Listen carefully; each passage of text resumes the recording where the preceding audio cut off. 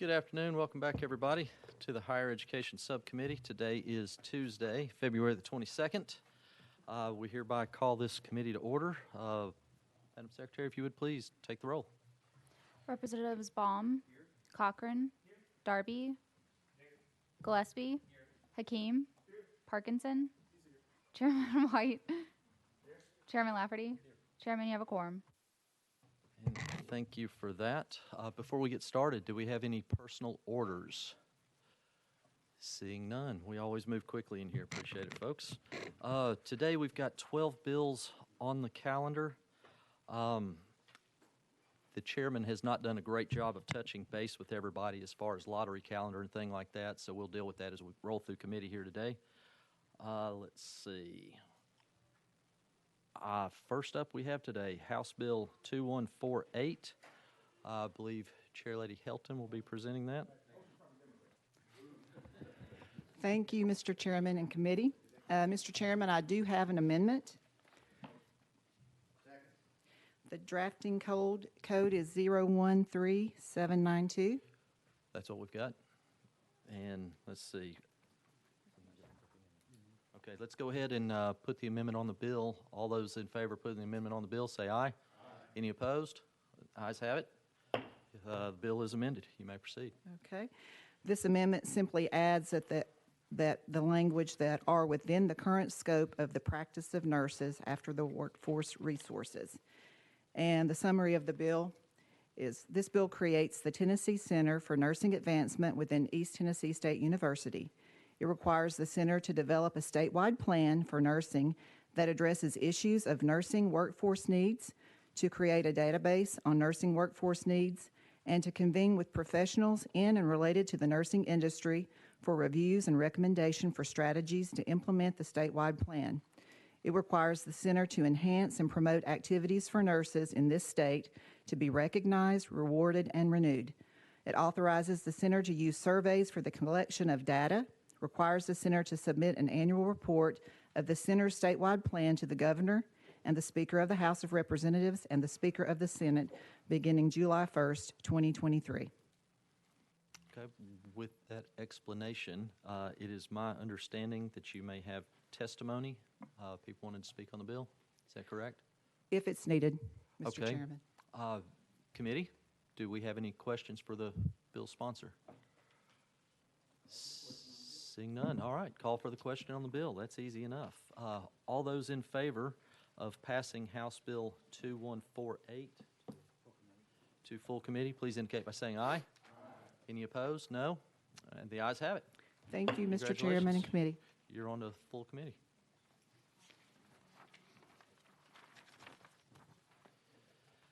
And next up, we have item number 2 on our calendar, House Bill 2417 by Chair Lady Smith. When you are ready, you are recognized. I'm sorry, need a motion? And a second? Second. You have a motion and a second. Thank you, committee and chairman. First of all, let me start by saying I want to applaud the committee for passing House Bill 2670 last week, which addresses the speech on campuses and protects both students as well as faculty. This particular bill this week, I intentionally rolled it to make sure that we understood that the bills worked hand in glove rather than at cross purposes with each other. House Bill 2417 addresses behavior rather than speech.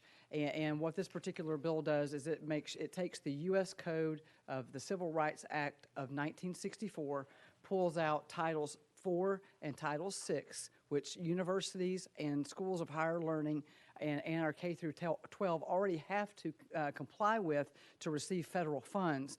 But this allows us to put in the state code the same definitions of discrimination. And this will ensure that here in Tennessee, that Tennessee code defines and applies the acts of discrimination rather than a U.S. Department of Education, which is the current remedy to a violation, or a federal court. And so the purpose of this bill, it has a couple of mechanics.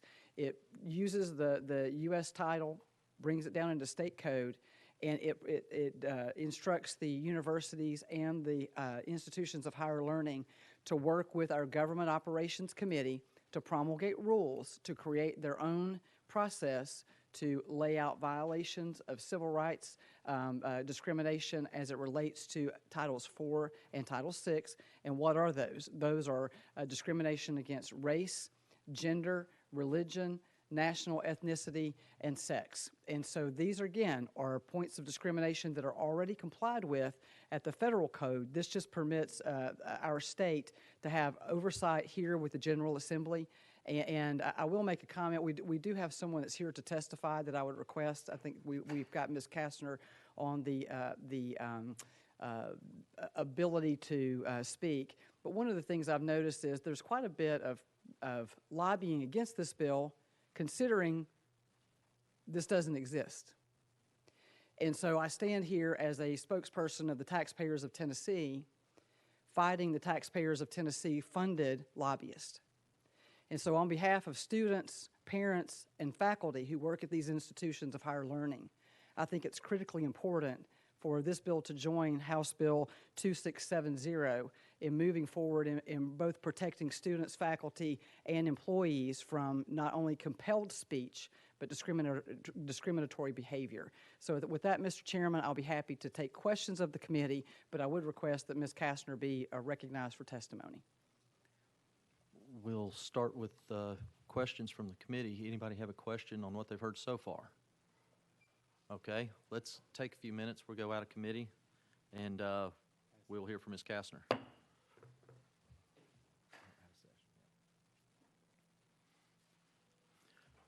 When you get situated, if you would please identify yourself for the committee and for the record. And you're recognized. Are we on? My name is Susan Kestner. I am the founding director of a nonprofit that was formed last year to look at viewpoint diversity and open inquiry, especially in our institutions of public higher learning. And I'm sorry, Ms. Kestner, please let me interrupt you for a second. Let's limit this to 4 minutes, if you could, please. I got you in less than that. Thank you. I just won't speak quite so fast. Mr. Chairman and members of the subcommittee, thank you for having me here today. First, I'd like to clarify that HB 2417 neither duplicates or competes with any other legislation, I think, that's come before this committee. It is a complement that is different because it is a preemptive action. There are two major pieces of federal law in existence that are some of our very best defenses against the forced infiltration of divisive ideologies on campus: the freedom of speech and the Civil Rights Act of 1964. This legislative body had the foresight and the good judgment in 2017 to strengthen our freedom of speech on Tennessee college campuses with legislation that demonstrated that this is a state issue and value as well as a federal one. The result has been to preemptively shut down in Tennessee attacks on free speech that we are now seeing in campuses in other states. So now is really the time to do the same for the Civil Rights Act. Ibram Kendi, the leading proponent of CRT, says, and I quote, "To be an anti-racist, you must discriminate." The justice in critical social justice, which is what our reports are focusing on. And I would also add that critical social justice is the academic term for what you would know as wokeism, or to be woke. But the justice is one that follows the thinking that two wrongs make a right. We discriminated in the past, we need to fix that by discriminating in the future. These ideals are the antithesis of the concepts behind the civil rights movement and the fundamental nature of justice under the law in a democracy. Through our research, we are certain that there are powerful and vocal groups and forces on campus that are supporting this type of thinking, or at least they're supporting ideology that is based in this type of thinking.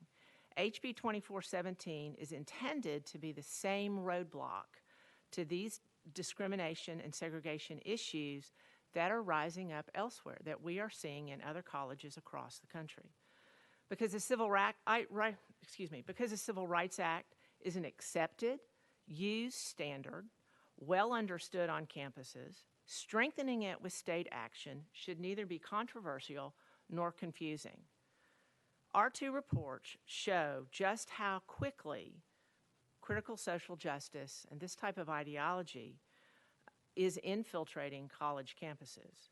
Tennesseans are concerned, and you should be preemptive in your actions against it. Thank you for your time, and if anybody has any questions, I would be glad to try to address them. Thank you for keeping that brief. We appreciate it. Members, do we have any questions from the committee? Chairman White, you're recognized. Just one comment. We passed a bill last week, had Leader Sexton's name on it. It was that 2670. So familiar with it. You said it doesn't duplicate or compete. But does that bill not address basically what we've got multitude of bills this time addressing these issues, and as a political conservative, I understand, I get it. How do you see that bill in relation to this one? I think Representative Smith sort of touched on it. That bill is talking about specific speech. It's really a backup to free speech. This bill is more about behavior and backing up behavior and issues on that type of thing. One is free speech, one is civil rights, and it's the difference between the two. You follow up, Chairman? No, sir. Okay, thank you for that. Any other questions? I don't see any questions. All right, not seeing. Thank you for your testimony Thank you very today. much. I appreciate it. And we'll go ahead and gavel back into session. And Chairman Smith, you're recognized. Thank you, and I will be asking for a roll call vote on this particular item, Chairman Lafferty, but happy to take questions and just a couple of other comments that, in 2016, when I look at the dais, I'm not sure that many of you all were members of the General Assembly, but there was a moment in time in 2016 when the General Assembly defunded one particular university's activity on a campus that fell into promoting what would be considered inappropriate behavior. Since that time in 2016, that same university has increased its spending for this type of behavior by almost $2 million. And so clearly the decision in 2018 to make sure that funding was academically driven, not that of activism, has been a little bit discarded and discounted. And so this is yet another reason to put this in code. But happy to take questions, sir. Representative Parkinson, you're recognized. Thank you, Mr. Speaker. Mr. Chairman. Mr. Chairman. You're recognized. I was just going to say, this body, I think the Speaker had a bill, right? The Speaker's bill, right, passed out of this body last week. And I was just, wondering why there was no synergy with, both of these bills being rolled into one bill. Is there a reason for that? You're recognized. I thank you. And candidly, it's because one deals with constitutional speech while the other deals with civil rights. And again, what Ms. Kastner is saying is when you look at the U.S. Code, a university currently has to comply with certain civil rights protections against discrimination based on race, sex, gender, national origin, or religion. And the only remedy currently is for someone, if you're a faculty member and you believe that you're being discriminated against based on your race, your remedy is to go to a federal court or to file a federal complaint at the U.S. Department of Education. What this particular bill would do is to take those exact same protections of race, sex, gender, religion, national origin, and put them in state code and instruct the universities to create their own, work with our government operations committees, the joint operations committees, and create a solution and then have the oversight of this legislative body. And while Speaker Sexton's bill does indeed, it's needed because it protects free speech and it protects someone from compelled speech, while this protects from these particular individual civil rights. You're recognized. And just follow up. So does yours protect from speech also? You're recognized.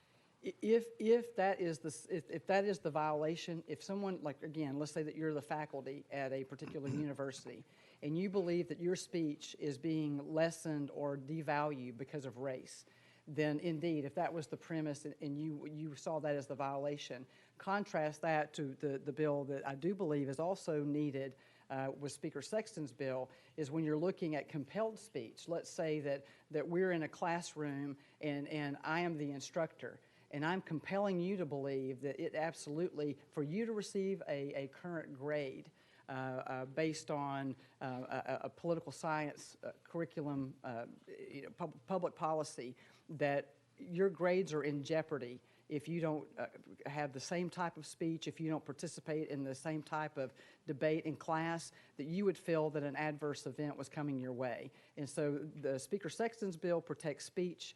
This protects any or prohibits discrimination that's already in U.S. code, but it just allows the state to have a state remedy. Representative Parkinson, to follow up? And thank you for that. It just, seems like there's some duplication here, so that's all I was saying. But are we on, did somebody call for a roll call vote on this, or how are we voting on this? I didn't, because I thought you did ask for a roll call vote? Oh, okay. I wasn't sure if it was formal or not. Thank you, but thank you. Sorry about that. Okay, thank you for that. Next on the list, I've got Chairman Baum. Thank you, Chairman Lafferty. Chairman Smith, in academics and colleges and universities, we discuss all kinds of concepts. Some are positive concepts, some are negative, some are positive institutions, some are negative. I'll give an example. In economics, we teach about different economic systems, comparative economics, capitalism and market economies on one end of the spectrum and Marxism on the other. Many of us feel like it's important for students to know what Marxism is and to know what Marxism's shortcomings are and to know what harm Marxism has done over time. Would this bill prevent a student from discussing Marxism in a class? Chair Lady, you're recognized. Thank you, Chairman Lafferty. No, absolutely not. Again, this is about behavior. So if you as a university faculty if I were in your class and you were teaching some type of an economic platform, and the debate moved from an economic system down to that which is who's privileged versus who is not privileged, and I refuse to embrace some kind of compelled argument, then Speaker Sexton's bill would come in and protect me from compelled speech. But let's say that I'm African American or actually Cherokee Irish like I am, and I believe that you were picking on me or there was some sort of a civil rights violation simply because of my ethnicity, then I would have a twofold remedy. One would be the protected speech, that I would not feel as if my grades were in jeopardy from you as my superior, but I would also have remedy at the state level. And again, this is actually a benefit for conservatives, progressives, African Americans, Asian Americans. These are agnostic and universal policies to protect all speech and to protect all behavior from discrimination. So to answer your question very shortly, no, it would not limit that speech. You recognized? I hear what you're saying. I guess I'm just reading Section A, the first section of the bill, and it just doesn't read that way to me. The way it reads to me is that I guess a professor shall not subject a student to an adverse action for refusing to discuss public policy issues of the day. Public policy issues of the day in an economics course could be Marxism, or it could be the effect of the Biden administration's fiscal policy on inflation.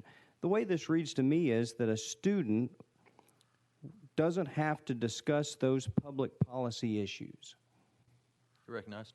Thank you, Chairman. And to your specific point, again, this is focusing more about the adverse action because, they're there in the environment, they're there at their own volition because, in the confines of higher education, there is freedom of speech on campus and because it's not a compulsory environment. So there is that freedom of speech. But if you exert your superior status as an adjunct professor or a teacher and someone feels that there is a threat of adverse action, that's the focal point here. is that someone cannot be threatened by an adverse action for either speaking or not speaking. Okay. And I hear that this is about adverse action. I guess my concern is I'm wondering whether this bill goes too far. For example, the Speaker's bill says that a student can't be required to adopt the belief of a university or a professor. In other words, I can't make my students believe Marxism is right or wrong. This seems to reference discussing public policy issues. There can't be an adverse action for a student not discussing a public policy issue of the day. Again, a public policy issue of the day could be inflation. What if I assign a term paper on inflation and the student says, I'm just not going to discuss it? I'm wondering if that goes too far in your bill. You recognized. Because of the caption and because of the language, this applies with Title IV and Title VI of the Civil Rights. And so it would be based on adverse actions as taken in a discriminatory manner based on sex, gender, race, ethnicity, or national origin. And so if you were, if in your position as a superior, you were taking those titles and you were, I guess, administering an adverse action to a student based on their race because they wouldn't talk about something, that would fall under this particular bill. But in the whole, it does not, it neither prohibits nor compels speech. But again, this focuses on those behaviors that are directed toward discriminatory, easy for me to say, right? Discriminatory behavior based on race, gender, sex, national origin, and religion. You recognize. Thank you for that. I understand your answer. It just reads to me like it covers any public policy issue of the day. But I've got another question. My second question has to do with Section 1G. Is this bill bringing a private right of action where a student or anyone else could sue a professor at a university? You recognized. Yes, it does. Okay, thank you. All right, next up, we got Chairman Cochran. Thank you, Mr. Chairman. And Representative, I want to say, certainly, I'm with you in spirit of what we're trying to accomplish here. Obviously, my name's on there with you because I think that it has been an issue across the nation, just with the divisive topics, critical race theory, whatever we want to specifically call it. I do have a couple concerns that are similar to Representative Baum's, and really those two provisions, just in practice, when we actually put a law on the books, I think we've got to look at those broader ramifications. And so that item A came to my attention as well. So where you cannot subject a faculty member or student at the institution to an adverse action for refusing to discuss public policy issues of the day. And so one example that kind of came to my mind would be, so when I was at the University of Tennessee, one of the classes I took in my degree of study was public speaking. And, you had this one particular subject of extemporaneous public speaking. So literally the professor gave you a topic and said, discuss, and you had 5 minutes to write something and discuss it. And so I'm never for someone forcing their beliefs upon you, and I think that's probably the goal that this wants to hit at. I would be a little bit concerned, though, if, as Representative Baum said, if we are limiting debate, if in that public speaking class or in a political science class, if we said, okay, critical race theory, we're going to debate it, and in the way that this is written, would that student be able to say, no, I'm sorry, that's a current issue of the day. I'm not gonna debate that. If you wouldn't mind answering that, and if the chairman doesn't mind, I've got one follow-up after that, if you don't mind. You recognize. No, absolutely, and I think you make a great point because unlike K through 12, because I think most of us in this room supported Chairman Reagan's bill last year about putting these protections in K through 12, and we had specific prohibitions on content, and so there's nothing in here about content that's being directed or deliberatively prohibitive. Instead, unless things have changed, and it's been almost 40 years since I was in university, but you sign up for a class. You read the syllabus, you read the pitched, whatever the criteria are, so you know when you go in that you're going to do contemporaneous speaking. When I was a nursing student, I knew that I was going to be doing some women's health care. I knew that I was going to do some type of surgical, interventions. And many of you signed up at different levels, so you voluntarily implied your consent by signing up for that class, for paying for that class, for participating. But at what point, and where this bill comes in is, once a student is engaged, if there is some sort of a superior effort to compel speech, again, using the speaker's bill, that's why these work so nicely hand in glove, the speaker's bill prevents from compelling speech, but let's say that you have, candidly, let's say that you have a Muslim student, and because of her beliefs on speech, and she receives an adverse action, I mean, again, she signed up, but because of her religion, she may not be compelled or be able to complete all the tenets of that particular class. And so these are just, again, these are civil rights protections that exist in the federal code. And while the free speech and the implied consent of signing up for a class does have to factor into all of these things. So this is only from within the threshold of the classroom.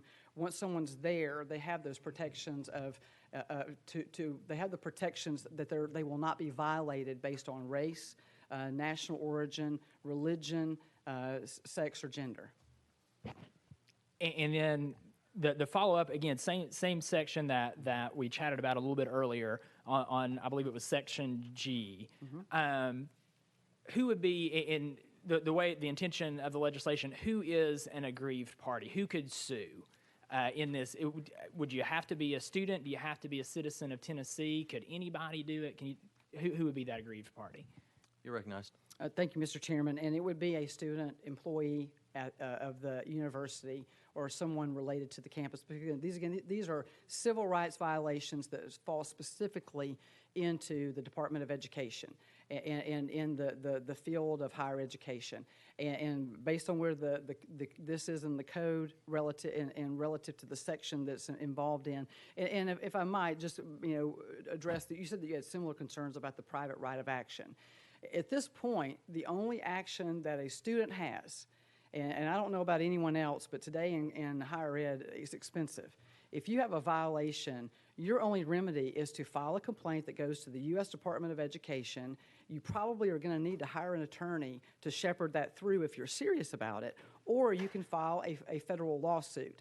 And so what we basically have is the worst of all situations. And this only brings it down to the state level, and it gives us government oversight. And I find it, so interesting that there's such consternation over something that doesn't happen, and yet we're here.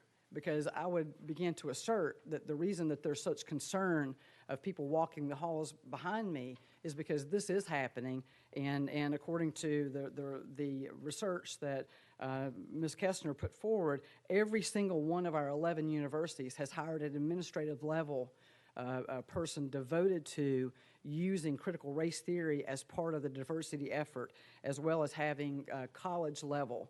And so again, this is a preemptive protection so that if it's not happening, wonderful.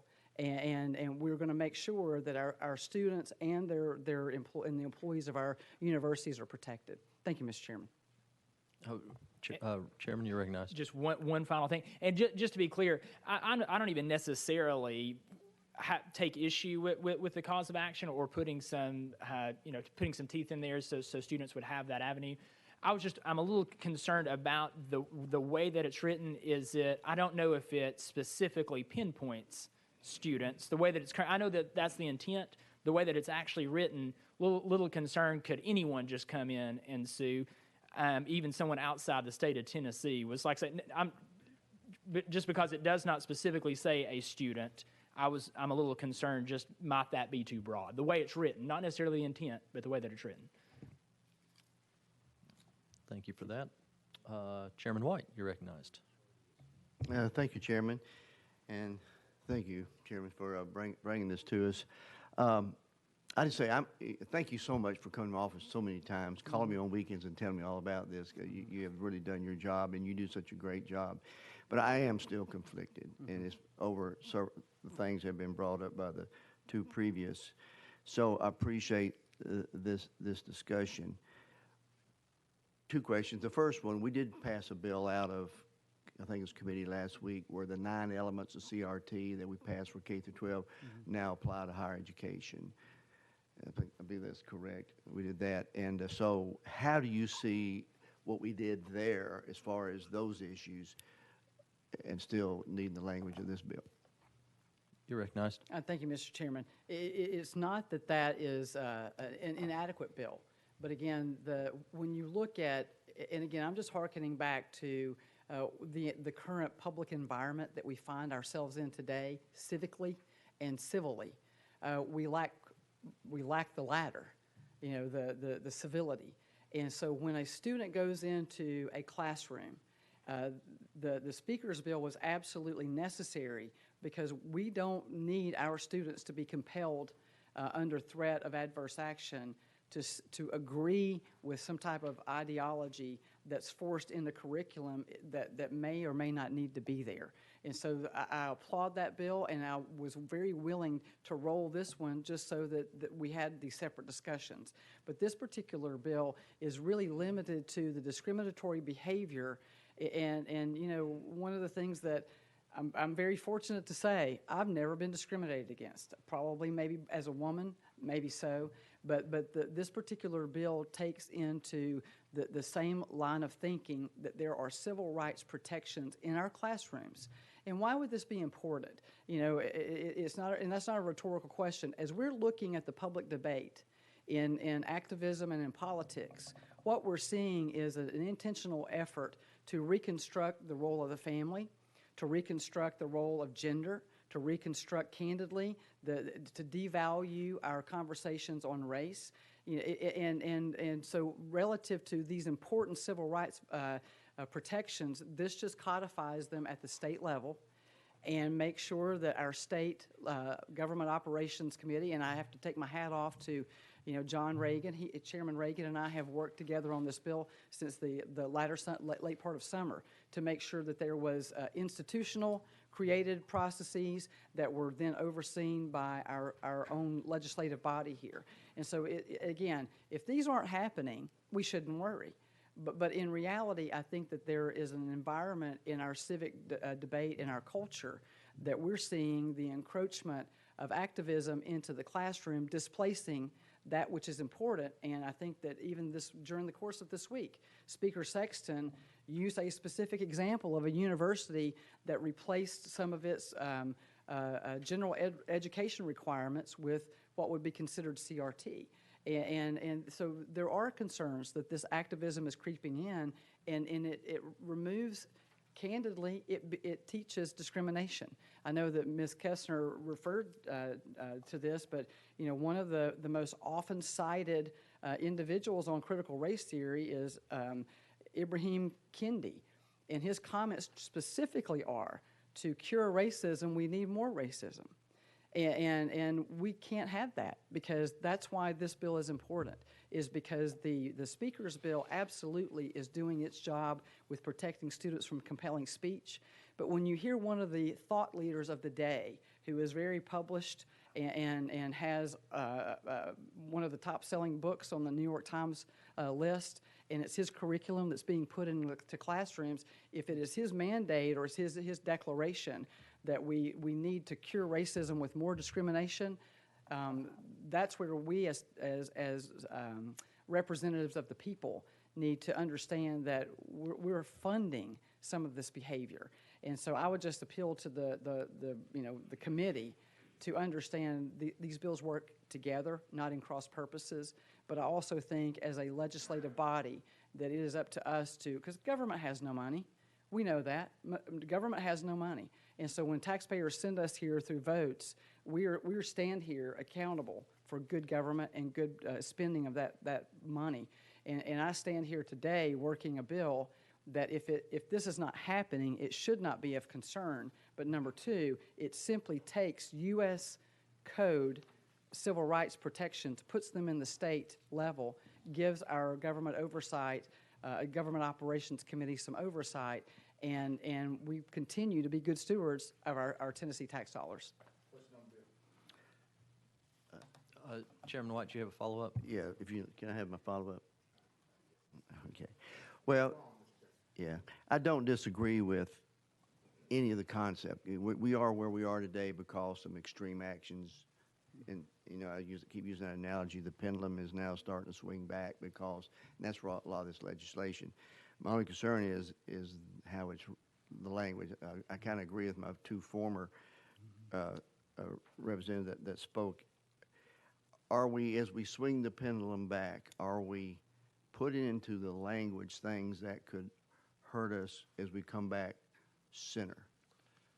That's what, and not to belabor the point, Section 1A, once again, you've explained this well, but I'm still struggling. A public institution of higher education or the institution governing board shall not subject a faculty member or student at the institution to an adverse action or refusing to discuss a public policy issue. And then over in Section E on page 2, this section does not prohibit a faculty member or student from discussing public policy issues of the day or ideas that individuals may find unwelcome. So do you have a dichotomy here of one thing going against the other? It's the language. Thank you, Chairman. In point E, it just clearly says it doesn't prohibit it because there's not an adverse reaction or an adverse action. Do you see anything to address the issue that Representative Baum and Representative Cocker brought up to address the language that would make it any more comfortable where it wouldn't be? Do you see that? You're recognized. I mean, I'm happy to accept a friendly amendment if if the committee is willing to write a favorable amendment. But I will stand here as a member of this General Assembly and also see the very strong need for another piece of legislation that prohibits taxpayer-funded lobbying against good bills. So, but I'm happy to take a committee-friendly amendment. Anyone proposing an amendment at this time? Seeing none. Just one moment, please.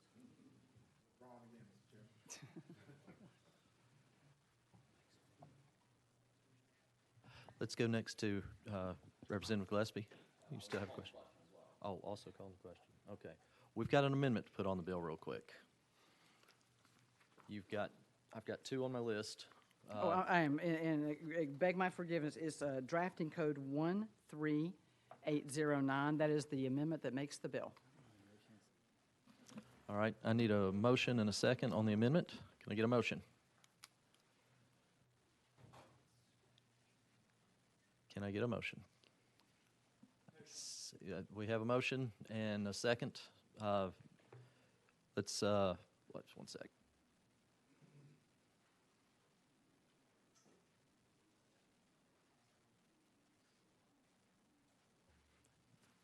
You have a motion and a second. Did you want a roll call on the amendment on the bill? Thank you, Mr. Chairman. voice That vote. was the intention. Yes, sir. That was the intention. Okay. 1 second, please. Chairman Baum, you recognize? Chairman Lafferty, I don't think we're familiar with what the amendment is. Was this an amendment we should have put on the bill before discussing the bill? Is the amendment the bill? The amendment made the bill. And Okay. my apologies. That was a chairman faux pas.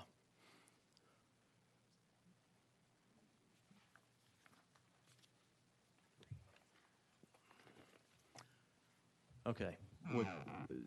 One other question, Representative Parks. And just, so that this doesn't come back to bite you, Mr. Chairman, because you're my friend, you probably want to get the good representative from Shelby County to withdraw his question, because question is non-debatable and is supposed to stand. Just Thank you for the record. So, clarification yes, and sir. the coaching. Representative Gillespie, get you care. Withdraw your motion. All right, thank you for that. All right. Maybe we have I'm the really sorry. technicalities. Just a parliamentary inquiry. So we'll be voting twice. So we're going to be voting whether or not to add the amendment. That's going to be a roll call, and then we'll vote on the bill. Once the amendment makes it, that will be a roll call. Just to be clear. That's Two- correct. 2 votes? Thank you. Okay. All right. Okay. Now that I've gotten us through this, kind of, let's go ahead and vote on the amendment 13809. Madam Clerk, please take the roll. Representatives Baum? No. Cochran? Aye. Darby? No. Gillespie? No. Hakeem? No. Parkinson? No. Chairman White? No. Chairman Lafferty? Aye. Chairman, you have 2 ayes, 6 noes. So the amendment fails. Thank you, Chairman and committee. Thank you, Representative.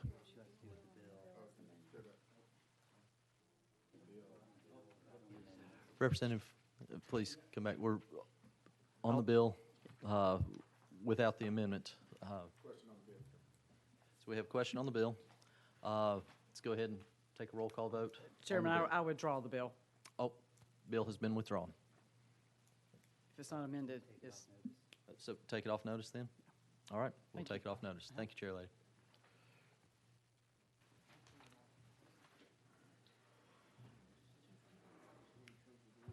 Okay, moving on along. We are now on item number 3 on our calendar, House Bill 1875.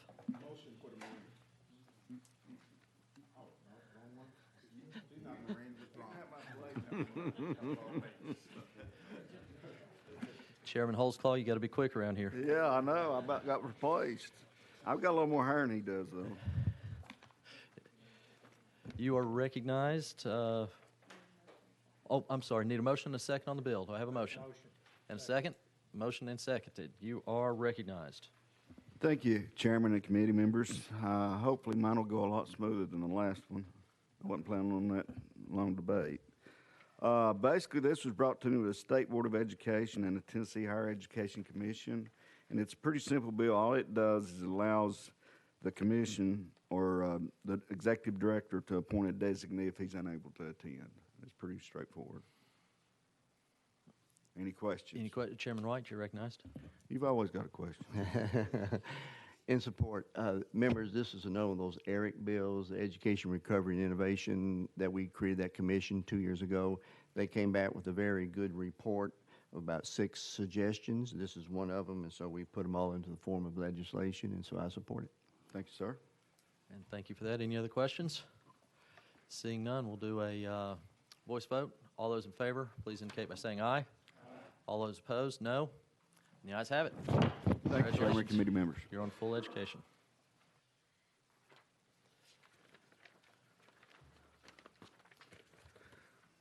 Next up, item number 4 on the calendar, we have House Bill 847 by Chairman Hall. Sir, you are recognized. Oh, motion and a second. Thank you, Mr. Chairman. Mr. Chairman, there is an amendment that makes the bill, drafting code 13343. 13343. Oh, is that an untimely filed amendment? Yes, sir, it was. Okay. And I'll be glad to, I respectfully ask to be heard, but if not, I can roll the bill another week if that's.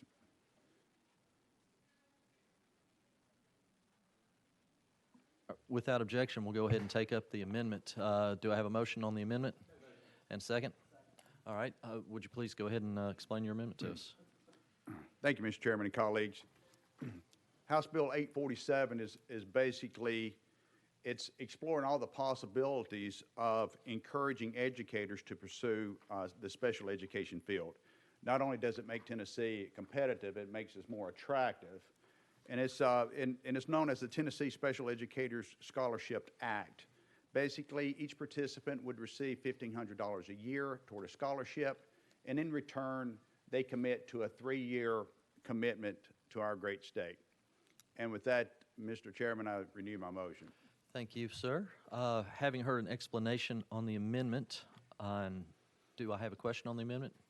Chairman White? You're recognized. Since it does rewrite the bill, where does this money, the fiscal note, come from? It comes from the lottery fund, sir. So it is a lottery bill? Yes, sir, that is correct. Okay, thank you.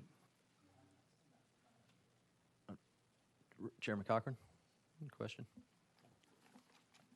I don't know if they're on the list, but we might need clarification from THEC on that, whether that comes from the lottery funding. I don't know if they would be allowed to speak, but. Okay. Mr. Chairman, I have a witness if it's the pleasure of this committee to be heard. We did get notification over the weekend, I believe, that Ben Torres would like to speak. Is that correct? All right, we'll go out of session. Thank you, sir.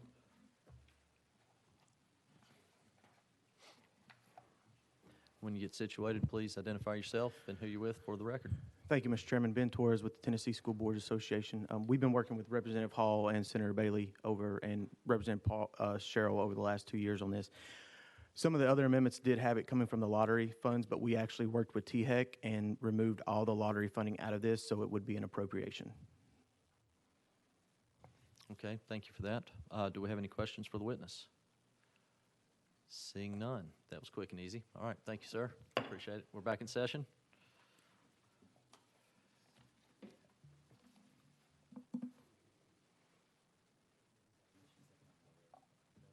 Having a motion and a second on the amendment, let's go ahead and take a voice vote on the amendment. All those in favor, please indicate by saying aye. Aye. Those opposed indicate with a no, and the ayes have it. So the amendment is on the bill. Given the change in funding, it looks like this bill would end up being financed through the general fund. Do you have anything to add with respect to the bill? No, sir, I do not. Thank you. Okay. Any members have any questions? Representative Cochran. Thank you, Mr. Chairman. Representative Hall, do you have, is it something that the governor maybe has in his budget, or have you been in discussions with him on getting this initiative funded? You're recognized. Thank you, Mr. Chairman. Representative Cochran, I do believe that it's going to be funded. I understand that there's a huge educator shortage. Therefore, it sort of special education is even a greater need. So in order to move the needle in a positive direction, this will, I can't speak for anybody, but I would like to just work the bill all the way through and all the way to finance, and let's see and see how it unfolds. Okay, thank you very much. All right. Any other questions? Seeing none. All those in favor of House Bill 847, please indicate by saying aye. Aye. Any opposed? Well, the ayes have it. You move on to Mr. Chairman, full. committee, thank you.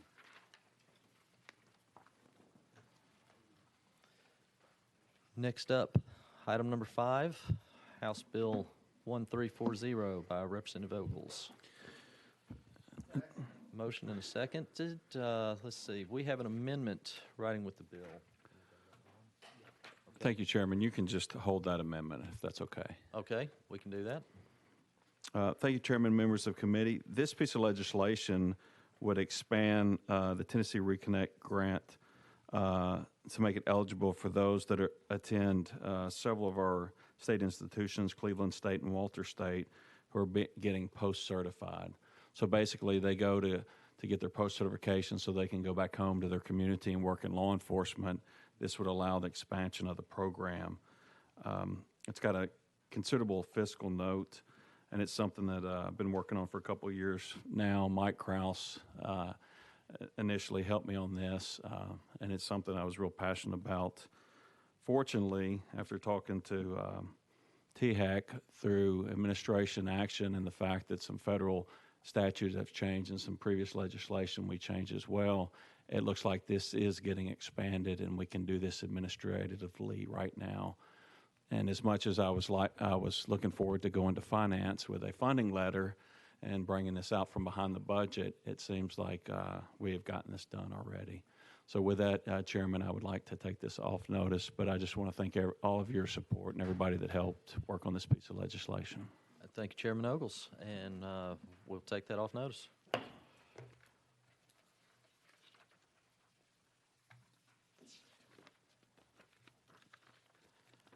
Fast forward, item number 6, House Bill 2071 by Representative Hakeem, and second. You are recognized, sir. Oh, thank you, Mr. Chairman. I would request that this item be moved to the lottery calendar. Yes, sir, we can do that for you. Thank you. Okay. Thank you very much, sir. Next up, House Bill 2822 by Representative Harris. We have a motion and a second. Representative Harris, you are recognized. Thank you, Chairman and Committee. House Bill 2822 renames the Dependent Children Scholarship Act to the Surviving Spouses and Dependent Children Scholarship Act and extends the current scholarship to surviving spouses of firefighters, emergency medical service technicians, or members of the armed services, and dependent children of members of the armed services who have been killed or totally and permanently disabled while in the line of duty. The fiscal impact to the state would be around $22,000 annually. And unfortunately, families like that of fallen soldier Sergeant Ryan Canas, who died August 26, 2021, and firefighter Brian Sexton, who died as a result of a fire on January 4th, 2022, are left to mourn the loss of a loved one who was fighting on behalf of the citizens of our state or country. And we know we can't bring those people back, but we can support the family.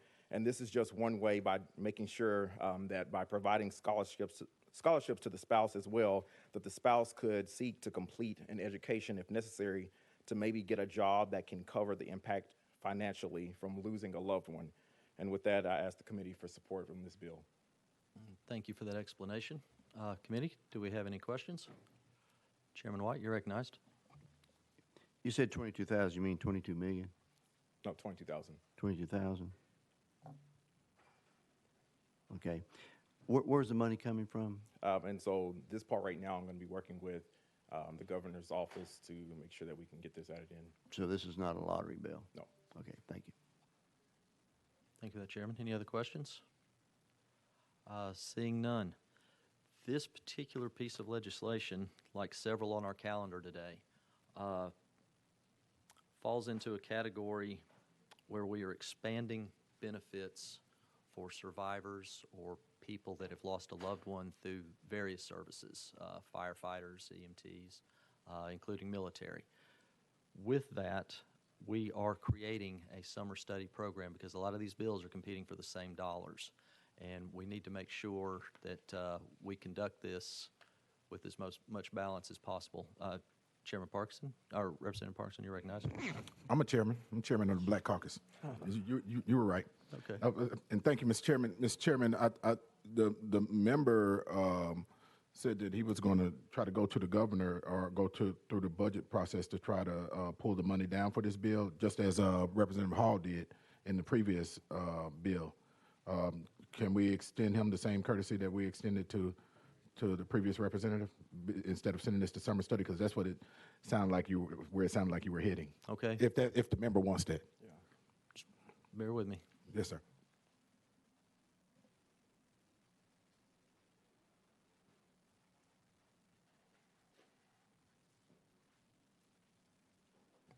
Representative Gillespie, did you have a question? Thank you, Mr. Chairman. Yeah, I'm definitely like this bill. I'm just confused along with Chairman White because I'm looking at our dashboard here and it does say 22 million. And, you know, need some clarity on there. I'm fine with it to go behind the budget, though, if we vote it out. I just wanted to get some clarity, so. Representative Harris, we do have on our paperwork 22 million. Yeah, on my paperwork, it says increased state expenditures, $22,574,400.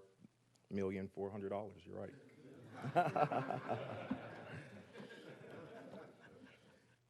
Thanks for helping me with the spotlight today. Yeah. Appreciate that. Okay. To Parkinson's question, Representative Chairman Parkinson's question, yes, that is a fair request. We can go ahead and take a vote on the bill if we don't have any other questions. Seeing none.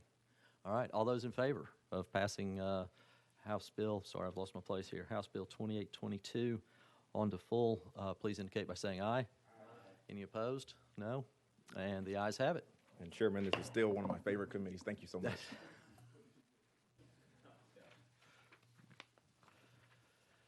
Moving right along. House Bill 1741, item number 8 on our calendar. Chairman Sparks, you're recognized. Yeah, thank you. Thank you, Chairman. Thank you, committee.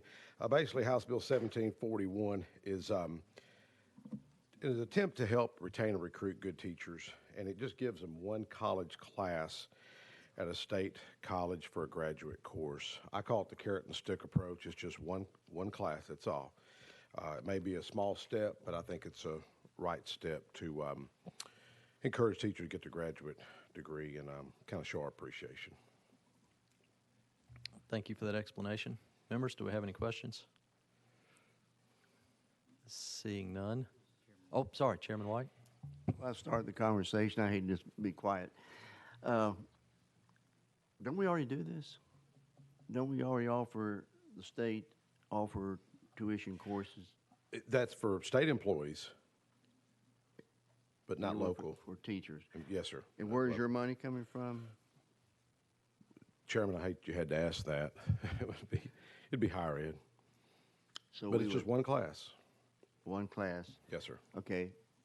I'm not saying one way or another about your bill, but Yes, this is what created the lottery calendar a few years ago, because we kept passing things and one more, and pretty soon our higher ed was sucking money to the tune of $20 million that they weren't getting back.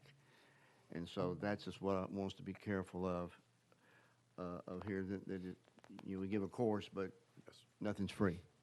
You recognize? Yes. Well, I understand that. That's one reason I appreciate your questions. I knew I'd probably be asked that. But I think this is, when we see the system and what's going on, I mean, it's a serious issue. I mean, it's a serious issue with the next bill as well, with losing correctional officers.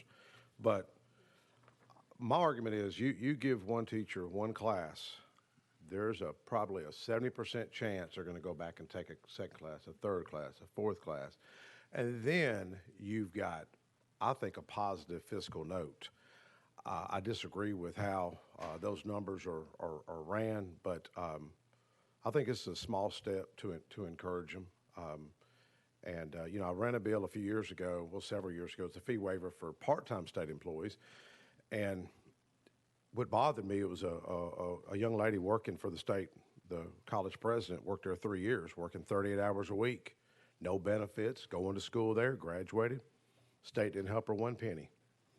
And we passed that bill, and it did help them and encourage a lot of those employees to seek higher education. So thank you, Chairman White, for your concerns, but looking forward to more discussion on this, because I do think it's a step in the right direction.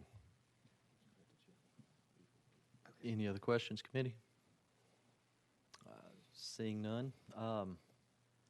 It's kind of off the wall-ish.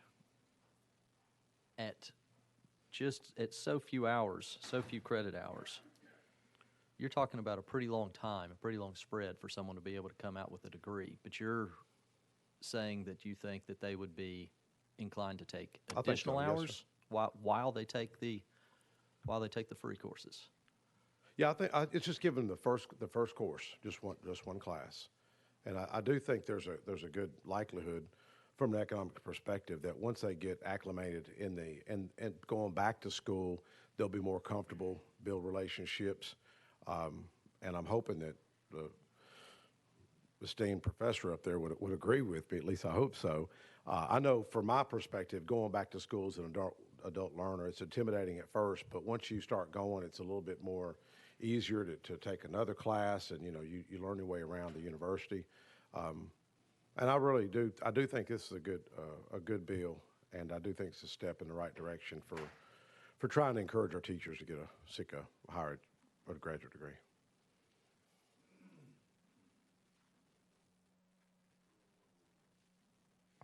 Chairman White, you're recognized. You said a graduate degree. Graduate, yes, sir. Okay. Yes, sir. Mm-hmm. Okay, thank you. All right. Having heard the explanation, any other questions on the bill?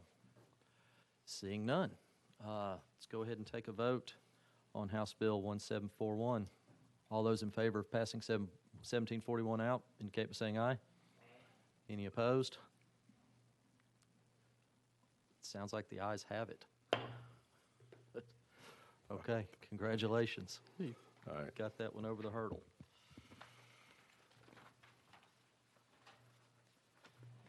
Item number 9, House Bill 1742, also by Chairman Sparks. Yes, sir. You're recognized. Basically, the premise is the same as the previous piece of legislation.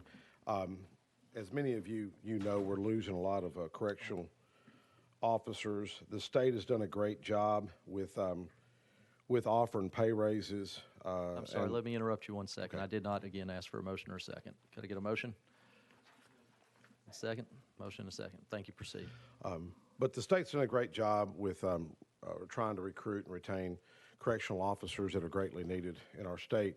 But at that, we're going to start losing local correctional officers at our local jails that will move over to maybe THP or TDOC.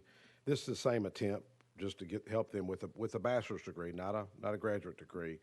And I wanted to run this bill several years ago. I just didn't, but I think the time is right now, more than ever, Chairman. Representative Cochran, you're recognized. Thank you, Representative. Similar to Chairman Watt's question on the last one, so I know that this one a little bit different in that it deals with a bachelor's degree, not a master's degree. Yes, sir. So on this one, though, wouldn't we already offer that with things like Tennessee Reconnect? You're recognized. There could be some monies out there for that. There could be, but this is mainly geared towards criminal justice degree. It's not mandating that in the legislation, though. But there could be some possibilities out there for that. And in a world too where we're already having a hard time retaining these guards, are we now training them? People that would apply for this, are we now training them to move on and out of where we are needing them at present? Does that make sense? Well, I guess there could be an argument there. I just think it's I think it's a carrot on the stick approach to ask our local correctional officers to seek more education, whether it's in psychology, criminal justice, and different areas that they're dealing with. I mean, it's getting to be a serious issue with the local jails and TDOC with losing these officers, and I'm afraid it's going to, even with this bonus and all that the state's offering, I really think and I've heard this from our chief deputy, Keith Lowry, back home. He's shared these same concerns that I have. So, like I say, this may be just a small carrot on the stick, but it is a carrot, you know. So I appreciate your support. Members, any other questions? One more, Chairman White. Thank you. Sorry, committee, for your indulgence. I really believe Tennessee Reconnect covers a lot of this. And I'm not so sure we're setting up duplicate. If you go through it, you know, if you do not have an undergraduate degree and you want to go back and start taking courses, anybody on the committee? I know we didn't ask anybody probably to speak from, but I think Tennessee Reconnect addresses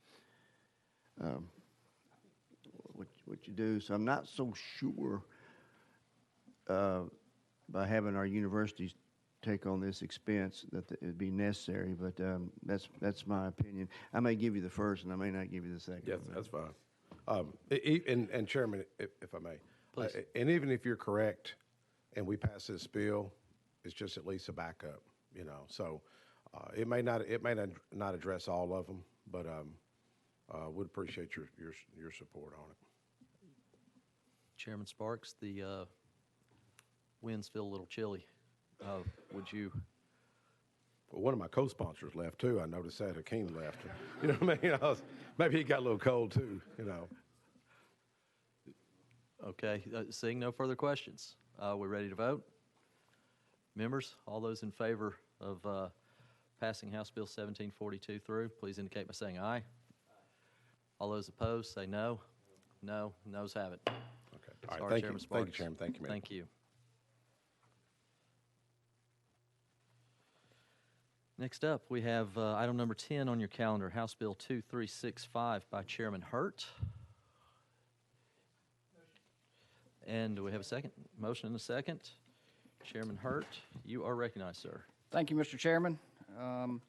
House Bill 2365 authorizes a child under 24 years of age to receive a 25% discount on tuition to any state institution of higher education if the child's parent is a full-time educational employee in any public school in Tennessee. Right now, we have the full-time certified teachers. Children are eligible for the 25% discount, and this would be open it up to if the parent is a full-time educational employee. So it would give their children an opportunity to receive the 25% discount to a state higher ed institution. And with that, I'll take any questions, Mr. Chairman. Thank you for that explanation. So you're saying that is from all the way the top administrator, all the way down to whoever is taking care of the buildings and everything else? Okay. Yes, sir, full-time educational employee. Okay, thank you for that. Members, do we have any questions? Wait, Chairman White, you're recognized. I got to keep the conversation Yes. going. Tennessee Promise, they already go to an institution of higher education. Would that not solve this? Chairman, you're recognized.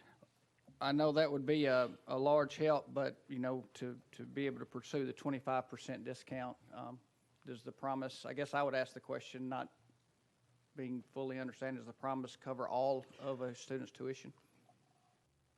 It's Follow up. It's last dollar when you fill out the FAFSA, then you get the Pell Grants and everything as you start to go to college or your 4-year, and then it covers anything left over the Tennessee Promise. So basically, any 18-year-old in our state that graduates from high school, if they go the proper channels, they can go. Well, they start out at really a technical school and or a 2-year community college is what it does cover. And you're probably asking for 4 years, 4-year institutions where they give the Hope Scholarship. Where would your money come from, Representative? Well, You're recognized. obviously, there will be some benefit there that will be needed, and it would come from higher ed, which would be a fiscal hurdle. I understand that, but I would appreciate the opportunity to have that conversation down the road to try to address the fiscal hurdles we face. Representative Cochran, you're recognized.